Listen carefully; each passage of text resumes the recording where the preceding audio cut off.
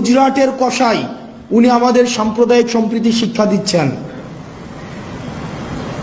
ভারতে বসে আমরা আপনাদের কাছে একটা জিনিস জানতে চাই, যে 626 জন ক্যান্টনমেন্টে বন্দী ছিল, তাদেরকে কিভাবে ভারতে পালিয়ে যেতে সহায়তা করা হয়েছে এবং তাদের পিছনে কারা রয়েছে।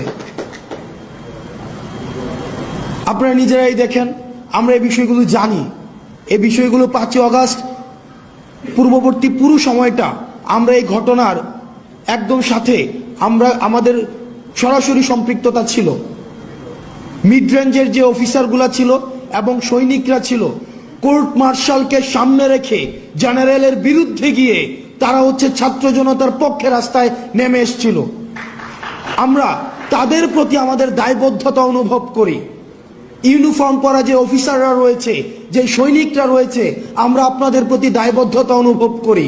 আপনাদের দায়বদ্ধতার জায়গা থেকে আপনারা নিশ্চিত করবেন যে এই 626 জন যারা এই ফেসিবাদের এনাবলার ছিল, কোলাবোরেটর ছিল, এই ফেসিবাদের যারা পৃষ্ঠপোষকতা দিয়েছে, যারা এই ফেসিবাদকে ডালপালা আকারে মহিরূপে গড়ে উঠতে সহায়তা করেছে, তাদেরকে কারা সীমান্ত পাড়ি দিয়ে আজকে ভারতে একটা সেফ এক্সিট করে দিয়েছিল, আপনারা সেই বিষয়টিকে নিশ্চিত করবেন।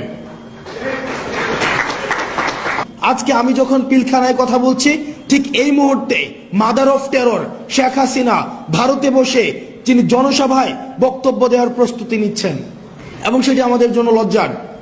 আমি যখন এই পিলখানার আশেপাশে যাই, টিউশন করাতে যেতাম, আমি ইউনিভার্সিটি লাইফে 2009 সালের ফেব্রুয়ারিতে যে ঘটনাটা ঘটেছিল, the first intentional killing of this land heroes, the first intentional killing, এটাকে একটা স্লটার বলা যায়, এবং স্টেট পেট্রোনাইজড এমন স্লটার আর পৃথিবীতে কোথাও হয়েছে কিনা সেটা আমরা নিশ্চিত নয়। এই পিলখানার সাথে এটার সিলসিলা শুরু হয়েছে 2009 সাল থেকে, এবং এটার চূড়ান্ত পরিণতি 2024-এর এই 5ই আগস্টে হয়েছে। দুঃখজনক, এতদিন পরে এসেও আমরা পিলখানা, এই যে হত্যাকাণ্ডটা হয়েছে, সেটাকে ইউফেমিস্টিকভাবে এটাকে কি বলা হয়েছিল, বিডিআর বিদ্রোহ।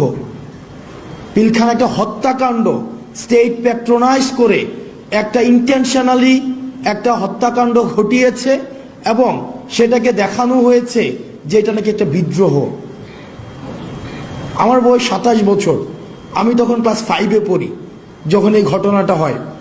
এখনো পর্যন্ত এই যে কফিনের যে দৃশ্যটা আমার চোখে ভাসে, যে নিজের সহকর্মীর কফিনের দৃশ্যটা নিয়ে যাচ্ছে, এবং এই মাটির সবচেয়ে কঠিন মনের মানুষ যারা, সবচেয়ে দৃঢ় প্রতিজ্ঞ মানুষ যারা, তাদের চোখ দিয়ে পানি পড়ছে এবং তারা নির্বাক। এবং আমার অনেক অফিসারদের সাথে পরবর্তীতে কথা হয়েছে, সেদিন তারা প্রস্তুত ছিল যারা এই ধরনের আক্রমণটা ঘটিয়েছে তাদেরকে প্রতিরোধ করার জন্য, কিন্তু কোনো ডাইরেক্টিভস পাওয়া যায়নি। সন্ধ্যা পর্যন্ত অপেক্ষা করতে হয়েছে, কোনো ডাইরেক্টিভস নাই। যখন ইন্টেনশনাল অপারেশনটা ডান হয়েছে, তখন তখন থেকে আমার মনে হয়েছে যে আমার ব্যক্তিগত পর্যালোচনা, এই একটা ফোর্সকে ইন্টেনশনালি ক্রিপেল করে ফেলা হয়েছে, একটা গণ্ডির মধ্যে নিয়ে আসা হয়েছে। আমি এই পিলখানাতে দাঁড়িয়ে সৃষ্টিকর্তা কবুল করেছে, আমরা যখন আসতাম যেতাম এবং এই চেতনাটা ধারণ করতাম, এই বিচারের কথাটি আমরা অন্তত এটা প্রতিষ্ঠিত করে দিয়ে যাব, এবং সৃষ্টিকর্তা এই সুযোগটা হয়তো আমাদের অন্তত বলার সুযোগটি দিয়েছে। আমরা আপনাদের মধ্য থেকে এই দাবিটা আমরা আরো বেশি বেশি চাই, যেন আপনাদের মধ্য থেকে এই জিনিসটাকে আপনারা এমফাসিস করেন। খুব দ্রুততম সময়ের মধ্যে এই পিলখানা হত্যাকাণ্ডের সাথে যারা জড়িত ছিল, এবং নিরপরাধ অসংখ্য অফিসার রয়েছে এতদিন পর্যন্ত যারা কারাগারে রয়েছে, ট্রায়াল অ্যান্ড এররের মধ্য দিয়ে যাচ্ছে, দ্রুততম সময়ের মধ্যে যেন এই বিচারটিকে নিষ্পত্তি করা হয়। এবং যারা ভারতে চলে গিয়েছে তাদের টাকা পয়সার কোনো অভাব নেই। আজকে আমি যখন পিলখানায় কথা বলছি, ঠিক এই মুহূর্তে mother of terror Sheikh Hasina ভারতে বসে তিনি জনসভায় বক্তব্য দেওয়ার প্রস্তুতি নিচ্ছেন। এবং সেটি আমাদের জন্য লজ্জার।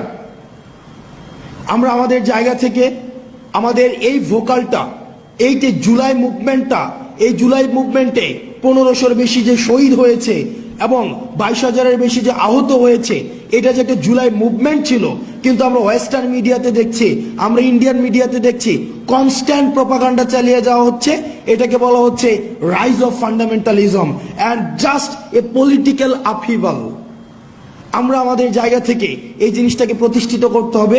এটা শুধুমাত্র পলিটিক্যাল আপহিভাল ছিল না, এটা রাইজ অফ ফান্ডামেন্টালিজম না, এটা একটা সকল শ্রেণী পেশার মানুষের, ছাত্র, নাগরিক এবং সিপাহী যারা, সৈনিক যারা, সবাই রাস্তায় নেমে এসেছিল এই ফেসিবাদের বিরুদ্ধে। এবং এটা ফেসিবাদের পৃথিবীর যে কোনো প্রান্তে, এটা একদম পূর্ব থেকে পশ্চিম, উত্তর থেকে দক্ষিণ, যেখানেই ফেসিবাদ আবার মাথা চারা দিয়ে উঠতে চাইবে, এই শেখ হাসিনার পতন এটি হবে একটি টেক্সট বুক এক্সাম্পল। যেখানেই ফেসিবাদ মাথাচাড়া দিয়ে উঠতে চাইবে, এই শেখ হাসিনার পতনটা হবে এটা একটা টেক্সট বুক এক্সাম্পল। যে ছাত্র নাগরিক, যেমন সিরিয়াতে 53 বছর পরে আসাদের পতন ঘটেছে, আমাদের দেশে 16 বছরের পরে আসাদের পতন ঘটেছে, আমাদের আসাদ নামক যে ফিমেল ক্যারেক্টার হাসিনার পতন ঘটেছে। আমরা পরবর্তী 24 পরবর্তী যদি বাংলাদেশটা গড়তে চাই, সেটা আমাদের একসাথে গড়তে হবে। সেই জায়গায় আমরা দেখেছি যে সাম্প্রদায়িক উস্কানি বিভিন্ন সময় দেওয়া হচ্ছে, সেই জায়গাতে আমাদের বিজেপির সেখানে তাৎপর্যপূর্ণ ভূমিকা আমরা দেখতে পাচ্ছি। আমরা আমাদের পরবর্তী 24 পরবর্তী যে বাংলাদেশটা রয়েছে সেটি গড়ার জন্য আমরা সবাইকে একসাথে নিয়ে আমরা কাজ করতে চাই। এবং ইন্ডিয়ান এবং ওয়েস্টার্ন মিডিয়াতে যে ধরনের প্রপাগান্ডা এখন বর্তমানে স্প্রেড করা হচ্ছে, সেগুলোর বিরুদ্ধে আমাদের কালেকটিভ কাউন্টার প্রপাগান্ডা সেল আমাদেরকে চালাতে হবে। এবং আমরা আমাদের ফেসিবাদ আর কোন রূপে আমরা ফিরতে দিব না, এটা কোন নামে আমরা ফিরতে দিব না। যেই ফেসিবাদ হয়ে উঠতে চাইবে তাদের বিরুদ্ধে আমাদের লড়াই এবং আমাদের সংগ্রাম অব্যাহত থাকবে। আপনারা ভালো থাকবেন, সুস্থ থাকবেন। আপনাদের সাথে সব সময় দেখা হবে রাজপথে, কখনোই আপোষে নয়, সংগ্রামে। সালামু আলাইকুম। শহীদ আবু সাইদ ফাউন্ডেশনের জন্য বিজেপি 5 লক্ষ টাকা প্রদান করেছে। আর এর মধ্যে প্রকৃত অর্থে যেটা না বললেই নয়, আমরা আমাদের স্বরাষ্ট্র মন্ত্রণালয়ের কাছ থেকে, বিশেষ করে আমাদের মাননীয় স্বরাষ্ট্র উপদেষ্টার কাছ থেকে এই আহতদের পাশে দাঁড়ানোর জন্য আমরা সর্বসময়ই নির্দেশ, উপদেশ, উৎসাহ সবসময় পেয়েছি। এবং তিনিও আপনারা দেখেছেন যে ইতিপূর্বে বিজিবি হাসপাতাল এবং অন্যান্য হাসপাতালে গিয়ে আহতদের পাশে থেকেছেন এবং সহায়তা প্রদান করার চেষ্টা করেছেন।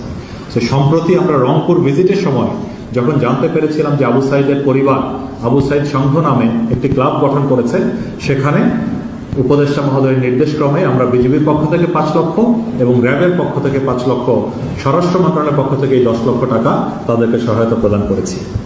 এছাড়াও বিজেপির তত্ত্বাবধানে রংপুরে শহীদ নজিবুল সরকার বিশালের পরিবারকে 3 লক্ষ টাকা প্রদান করা হয়েছিল। এবং আমরা পপুলার হাসপাতালে যখন শিক্ষার্থীদের চিকিৎসা চলছিল, তখন আমরা বিজেপির পক্ষ থেকে আরও 5 লক্ষ টাকা প্রদান করেছিলাম। আর বক্তব্য দীর্ঘায়িত করতে চাই না। পরিশেষে বর্তমান পরিস্থিতিতে আমি সকলকে আশ্বস্ত করতে চাই যে সবার উপরে দেশ, এই মন্ত্রে উজ্জীবিত বিজেপির প্রতিটি সদস্য সীমান্তের অতন্দ্র প্রহরী হিসাবে সদা প্রস্তুত এবং দেশের জন্য যে কোনো পরিস্থিতি মোকাবেলায় দৃঢ় প্রতিজ্ঞ। সকলের সুস্বাস্থ্য ও নিরাপদ ভবিষ্যৎ কামনা করে